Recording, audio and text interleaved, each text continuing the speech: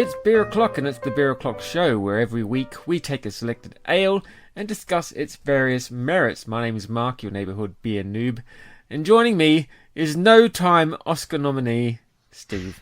Hello, Steve. Hi, Mark. How are you this week? I'm doing okay. How are you? I'm fine, thank you. Very good. We've got a beer from across the pond for this week, but before we get to that, I believe our favourite newscaster has some news items lined up. Yeah, just a few. Following the raging success of the introduction of news to last week's show, I thought we'd give it another go this week. So I've got a couple of stories to share, and again, it's probably stuff that people don't already know, but hey ho, some people may have missed this. So the first one this week, out of nowhere, I think it was last Tuesday, there was a sudden announcement from Harvestoon that there was a limited edition beer available. Oh, yeah. On their website, much excitement, certainly in my pants and probably the vicinity. But they've released a new whiskey aged beer. Right. So in the style of the Oladu beers. However, this one is a version of Schiehallion that's been aged in whiskey casks from the Speyside distillery Glenfarclas. I think that's how you pronounce it. I'm sure the whiskey wankers will be onto us if I've got that wrong. But it's a new beer. It's called, and I'm going to get the pronunciation of this terribly wrong. Oraxley. Yeah, I think that's it. Which is Gaelic for golden nectar. But basically, it's Schiehallion that's been aged in whiskey casks. It's 6% ABV, and there's only 20,000 bottles available. By all accounts, quite a lot of them are going all over the world. At the moment, the only place you can get it is on the web shop, but it will be available in good stockists of beer in the next few weeks. So I would suggest probably take a punt and snap up some of that while it's still available. You know what I reckon happened? Go on. They went to do a normal brew of Schiehallion, but some plonker put it in whiskey barrels by mistake, and now they're making the best of a bad lot. But possibly, yeah. Well, we'll find out, because being the ever keen sucker for a limited edition, I was straight on the website buying some. How much per bottle is it? Well, see, now this is the thing. With postage, it works out at about £10.30 a bottle, which is quite pricey for a 330ml, 6% beer. Yeah. So, but we're gonna feature it later on in this season. I think we're probably gonna do it as our second anniversary show beer, Good. Because it's special. So Yeah, and might do Harvestoon that. has been a favourite of ours since we started this, really. That they are, yes, and I've already been in touch with them, and they said they might be able to sort us out someone to pre-record a bit of an interview to talk to us about how the brew came about. So maybe we could put that to them. Was it a mistake that you decided to make the best of a bad lot, or was it your intention to put Schiehallion in whiskey casks? Give us the silly bugger that fucked up Yeah. on a bad day, and they thought, oh, some nerds will buy this, let's put it out anyway. Yeah. Get the So art that's- department to make a label. That twat from Essex will buy it. He buys anything. So that's that one. The next one is Hawkshead Brewery, who are based up in Cumbria, which is right up in the north of England. They've got a spring beer festival coming up from the 14th to 16th of March. What's so special about that, I hear you all cry? Well, you should see the beer list that they've got at this festival. Firstly, the first thing that attracted me to this was, and not that I'm going to go all the way to Cumbria for a beer festival, but the first thing that attracted me to this was that they're to celebrate their festival, they've brewed a collaboration with Magic Rock. Oh, yeah. So my ears pricked up straight away. They're not revealing too much about it at the moment, other than that it's called The Illusionist. But there's some suggestion that it's quite a low ABV but heavily hopped beer. Whether we'll see it outside of this festival or not's another thing. But in addition to that, just the beer list is amazing. There are beers from Buxton Brewery, a range of beers from Hawkshead, so their own beers, a load of Magic Rock keg offerings, Osset, Quantum, Roosters, Siren, Stringers, Thornbridge, Tickety Brew, Tiny Rebel, Weird Beard, and Wild Beer have all got beers at this festival. Wow. So if it's quite the festival. So anybody fancies a trip to Cumbria or is in that area, check out hawksheadbrewery.co.uk for more information on their Spring Beer Festival. Very good. And then the final one this week is Weatherspoons. They've got another festival coming up in a few weeks as well. Their International Real Ale Festival starts on Friday the 28th of March and runs until Sunday the 13th of April. Up to 50 ales from around the world in the UK. Again, as with all of their festivals, they're bringing over some American brewers, not just American, but brewers from all over the world, actually, to brew some beers for this one. And in addition to that, I've been through the beer list, and there was just a few that jumped out at me that sound like they're worth a punt. Growler, Hellhound, Otter. I've got a beer called Admiral Otter available during the festival. English Red Ale by Adnams, and Brit Hop by Fuller's. And also, interestingly, and one that I won't be trying, a beer called Double Hop Monster IPA. Any idea who that's by? Just shot in the dark. Double Hop Monster IPA. Is this an American one? No, it's by Green King. Oh, right. Okay. I mean, seriously, it's another reinvention of one of their IPAs, I imagine. But again, you can check that out on the Weatherspoons website for more information. You can download a little booklet as well, all about the beer festival. Very good, very good. And so endeth this week's news. Very good. I do enjoy your new news items. Thank you. Because I don't hear about this shit. I don't follow very many people at all on Twitter or anywhere else. I just drink the beer. You just drink what I tell you. Speaking of beer, have you had any interesting ones in the last week, mate? I could see you were kind of clearing out your black beer selection. Yes. I've completely cleared out all of my black IPAs, dark beers, porters, and stouts because I've had enough for one winter. They're all gone now. Apart from the one that we're doing in a few weeks on the show, which is still lingering around. Actually, no, we're doing two more. But no, cleared all them out. One of note was Partisan Brewing's FES Stout, which was remarkably drinkable for an 8.6% beer. Didn't feel like that ABV, and they're the dangerous ones. They are really dangerous. You could have a few of them and forget your name. I'm telling you.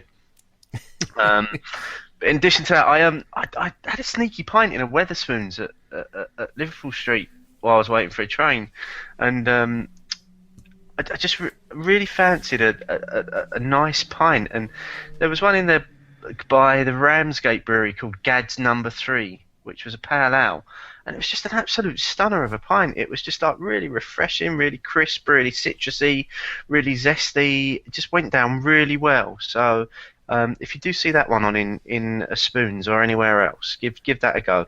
Oh, very good, very good. What about you? You had anything this week? Yeah, because I went down. There's a brand new Tesco's in Streatham down the road. It's one of these huge 24-hour ones. Woo! They knocked down the sports centre to build it. There's a huge kerfuffle in the council for years, and they finally got managed to get around to building this Tesco's. And I've been meaning to go in there and see what their beer selection is like, because I know sometimes they can have a decent selection. Mm-hmm. It wasn't too bad. That they do have a dedicated real ale section called World and Real Beers or something like that. Not a great deal. They had a load of German ones. I've decided I'm gonna try out some wheat beers because they had a few different ones there. And you know I've always been a bit funny with wheat beers because they're a bit yeasty. But I just picked up some. They had the old 4 for £5 offer. So I picked up a few, and I had 3 of them this week. I mean, this weekend, no. 4. I had all 4 of them, actually. This past few days. So there's Whitstable Bay Pale Ale, which is a Shepherd Neame beer, I didn't realise. Mm-hmm. Which was bland as fuck. It was just a pint of bitter. Dr. Thirsty's Number 4 Blonde from Witchwood Brewery. Is that any good? It's a decent blonde. It's nothing earth-shattering. If you think that my beer after another beer that I had on the weekend was Spindrift by Adnams, which is another blonde, and goes down really easily, that one.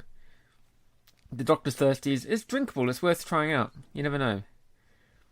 And the other one I had was a Boondoggle by Ringwood, which wasn't too bad either. Oh, and last night I had a beer by the same company we're doing one of tonight, which was the Oak Barrel Stout by Old Dominion. Now that was the one that caused some controversy when I had it, because I that was the one that I said I thought tasted like black water. No, I found it really easy going. Did you? I found it really Did you get much flavour-wise from it? Oh yeah, it tasted like a bottle of stout, but it just went down really easily. Right. Didn't taste like black water to me, no. Tasted that nice, thick, black taste. Yeah. See, I still think I made the mistake of doing it after that Brewdog collaboration that had been aged in rum-soaked raisins and whiskey barrels and all sorts, and that just completely destroyed my palate. And then I thought, I'll do that. It tastes like black water. Yeah, well, I had this one a little bit after the Spindrift, so nice and contrasty compared to the Spindrift. I found it. I'm not a huge fan of the black beers, but I decided I'd finally get that down, and it was lovely. Excellent. Yeah, so you should try it again. Yeah, I will do. It is on my to try again list. Very good. Anyway, let's get into this week's beer, which, as I said, is an Old Dominion Brewing Company from Dover, Delaware. And it is the Hop Mountain Pale Ale, which is a... What's the ABV on this? Did they say? It's about... I don't think it's on the bottle. They don't like to put it on the bottle, do they, the Americans? No, clearly they don't have the same licensing laws that we're subject to. It is 6.3%. Okay. That should be a nice easy goer for a Monday night. Yeah, nothing like a 6.3% beer to get the week going. It's only a little one. Yeah. It's only a baby. Anyway, let's crack it open and get going. Oh, shit, got the cap on. Yeah. Are you struggling to get the cap off as well? Or is that just me? Oh, bloody hell. There we go. I think I may have pulled something. Let's give it a pour. Well, it's got a lovely fresh aroma to it. Now, as you noted when we were looking at it, there's a bunch of sediment in the bottom. Yep. Which I'm trying to be careful not to pour into my glass. I don't think I did. It's got that real craft haze to it. I'm instantly surprised by the colour of it for a pale ale. Yeah. I was expecting something a little bit lighter than that. Yeah, it's quite dark. Decent one finger head. I think I've dumped a load of the sediment into my bad pour. Oh, that's good for you. Yeah. Put hair on your head. It's got that lovely sort of toffee, piney aroma that we experienced a few times last season. Yep. From the American beers. I've got hardly any head on mine, but that was due to quite possibly the dumping of the sediment. Yeah, my head is dissipating quite quickly. Yeah. It's a better head than mine, though, what you've got there. I've had that said to me quite often. But it's got that... Anyway. It's got that lovely, unfiltered craft haze to it. It's got a decent amount of carbonation. Well... that I can see through the haze anyway. I can see at least a couple of spirals of carbonation coming up. Yeah, the bubbles are running up the side of the glass. But otherwise, it's a dark pint, or not even a pint, it's a dark bottle of pale. Really. Yeah. But yeah, they're crisp piney aroma on top that we're used to from the American hoppage. Yeah. Right, let's get into it, shall we? We've got Let's do 6% it. of 375 ml to get through. Yeah. Cheers. Cheers, mate. Wow. That's easy. It's certainly not a hop bomb. It's quite hoppy to me. Is it? I was about to say this could probably pass as an English IPA. I think it's really well balanced. It finishes really nicely. It's a lovely dry finish on it. I can really get the American hops off that. It's really hopped for me. Very smooth flavour underneath it. There's certainly the bitterness of the hops, but I'm not being smacked by them in there. See, they're quite overpowering to me. Is it different how our palates? You're obviously quite conditioned to American hops, considering how much overly hopped beers you've been having in the last 6 months. Yeah, probably in the last month. I'm just wondering if there's any difference between not just our palates, but the drinks that we've got as well, because we've as I said, I've dumped quite a lot of the sediment into mine, so I'm wondering if that's affecting the flavour, Maybe. or not. I know the bottles have come to us quite well travelled. They've obviously come from the US into the UK importer, and then they came to me, and then they got travelled from me to you, and so they've been well travelled. And while I'm sat here looking at the bottle, I've just realised why we both had so much trouble getting the top off. Right. 'Cause it's a screw top. Oh, is it? Yeah. Is it? Yeah. Maybe if we had tried unscrewing them, we would have had more success. Funny Americans. Yeah. I don't know. But again, just to say thank you to Dominion Beers, because they did provide us with this beer to try on the show. This and many other of the beers that they offer. But this was the one that we selected for the show, because I think this is probably one of their more well-known beers in terms of what they put out. Yeah. Um, It's not a bad beer, though. It's not a bad beer. It's certainly not a beer that I would turn my nose up at. And to be honest, going back to the things that you've said in the past, I'm not attracted by the label on this bottle. I think it looks less than expensive. It looks like someone's done this on their home computer. Yeah, it's not. If if that was up on the shelf against some of your stronger branding, I think it'd lose out. Yeah, it's on the branding stakes. It's a bit of a microbrewery type label. Yeah, which isn't to put down microbreweries, but the lower budget. Well, yeah, I mean, considering that they've just recently, five or so years, 5, 6, 7 or so years ago, they actually upgraded the size of their brewery to a bigger brewery from their original starting. So they're far from, as you say, a microbrewery, and they've won many awards with this beer as well. Yeah, maybe they had to fire the art department to pay for the brewery upgrade. Is that all you came up with? Gladys and reception did the label this time. You've got a reindeer on top of a hop, basically. That's what it is. Oh, yeah, it is. Best you could do. So, someone's going to no doubt tweet us now saying it's a stag. This is not a reindeer, it's a stag. Well, it's a creature with horns. Antlers, even. I think we're getting far too carried away with branding tonight. But it's a fair beer. For me, the hop character of it is a bit too strong, but it's got a nice smooth body to it otherwise, with kind of slightly crispy fruits, I think. Don't know. Yep. No, I think it's got those. It's certainly got those sort of more tropically fruity flavours to it. But it's quite. I just think it's very well balanced. It's just got a lovely dry finish. Yeah. Um, hmm I really like it actually. Maybe, I think it's a really decent beer. maybe it's the dryness which I'm taking offence to. I think if they dialed that back a little bit but kept the same body otherwise, I think it'd be really nice. Yeah.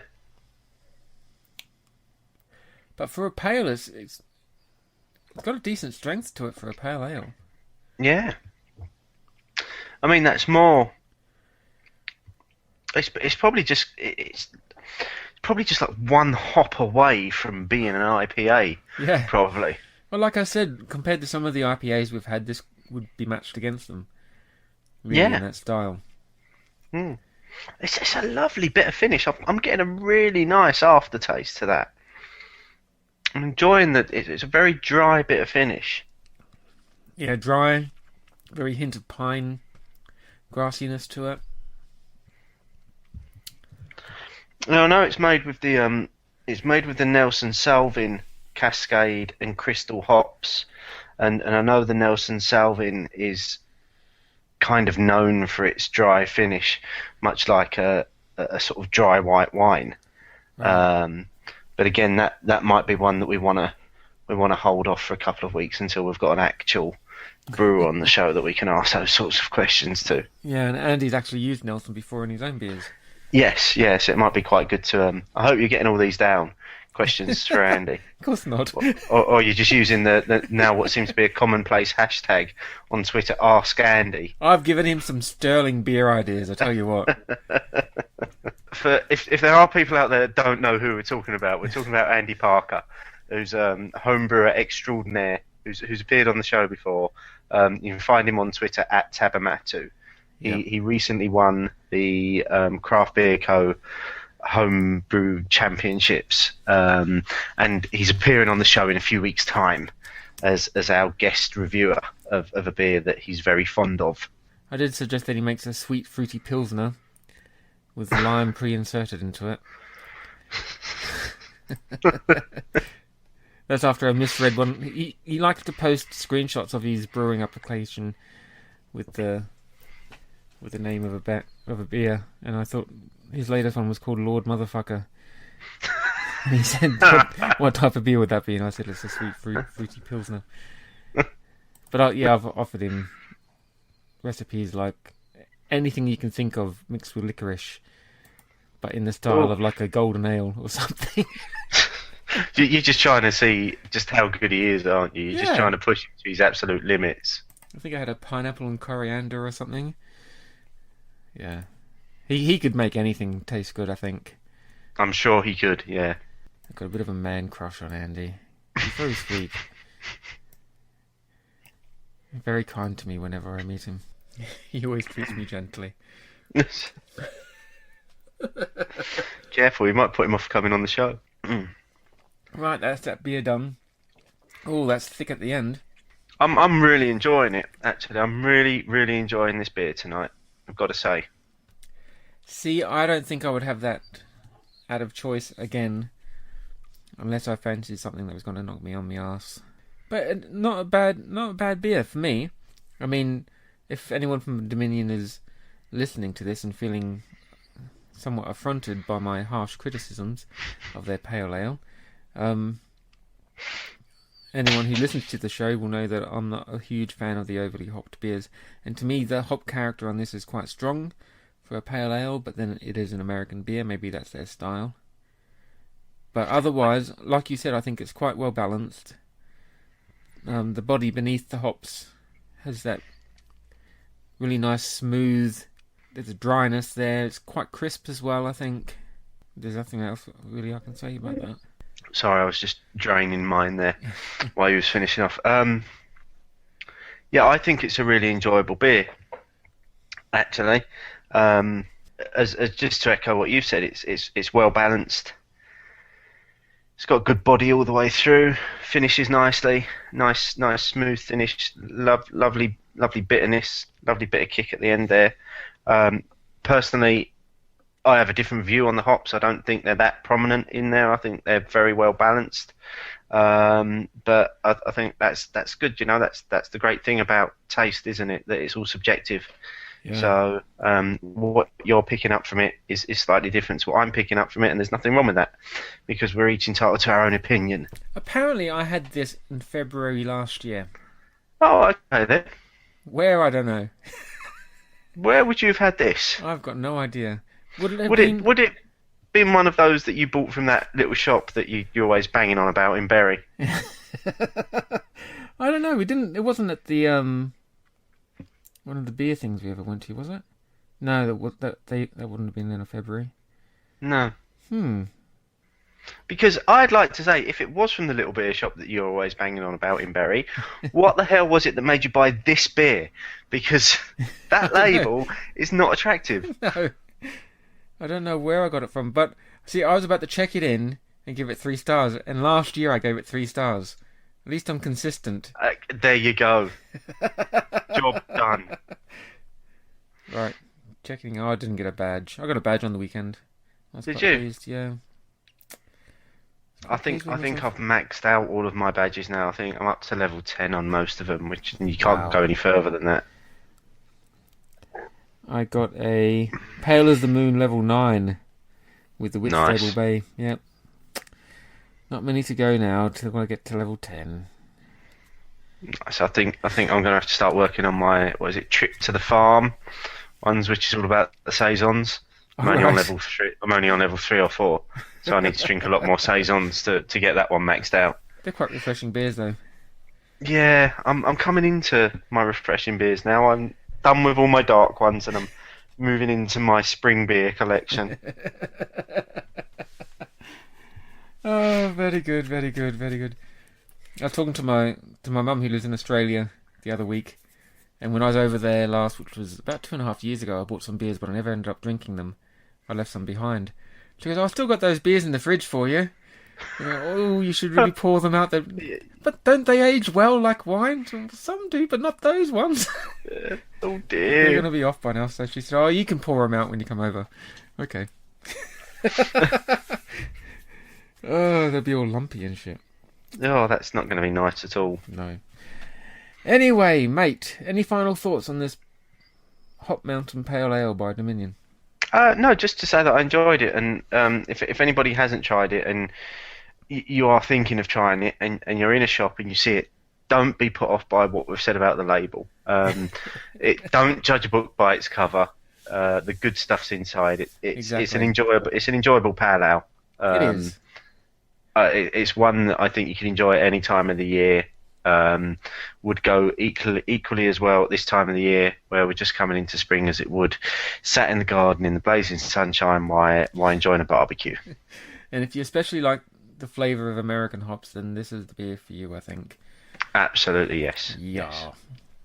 Cool. Okay, you can find us on Twitter at Beer O'Clock Show and the website beeroclockshow.co.uk, where we have a list of all the beers we have coming up in this season, as well as discount codes from 3 different vendors.